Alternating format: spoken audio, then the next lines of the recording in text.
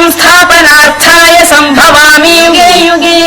శ్రీ శ్రీ శ్రీ ఆచార్య ప్రబోధానంద యోగీశ్వరులు వారికి జగద్గురువైన శ్రీకృష్ణ పరమాత్మకు నమస్కరించుకుంటూ త్రైత సిద్ధాంత భగవద్గీతలోని భక్తి యోగము అనే అధ్యాయములో 10వ శ్లోకం గురించి తెలుసుకుందాం.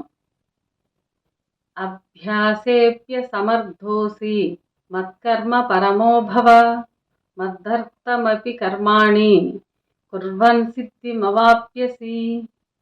ఈ శ్లోకము భక్తి యోగము గురించి తెలియచేశారు. భావము: మనస్సు నిలుపు అభ్యాసమునకు సమర్థత లేనివాడివైతే నా పనులు చేయుము, నా కొరకు పనులు చేయుట వలన మోక్షమును పొందవచ్చును. వివరము: ఎంత సాధన చేసినప్పటికీ మనస్సు నిలకడ కలగక ప్రాపంచక విషయముల మీద చలించుచున్న ఎడల ఇక ఆ సాధన చేతకానిది అనిపించిన ఆ సాధన వదిలివేసి పరమాత్మ పనులైన ధర్మ ప్రచార కార్యములు చేయవలెను. అలా పరమాత్మ పని అయిన ధర్మ ప్రచార సంబంధ కార్యములు చేయుట వలన ముక్తి పొందవచ్చును అని ఈ శ్లోకంలో తెలియచేశారు.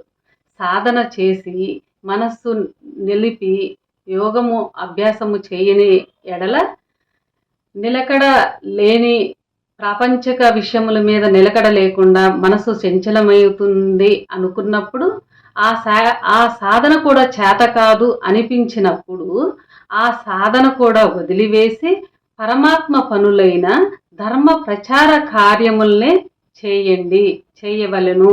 అలా పరమాత్మ పని అయిన ధర్మ ప్రచార సంబంధ కార్యములు చేయటం వలన అంటే భగవద్గీత ప్రచారము ఇతరులకు తెలియచేయటము చేయటం వలన ముక్తి పొందవచ్చును అని ఈ శ్లోకంలో తెలియచేశారు. అందరికీ నమస్కారం.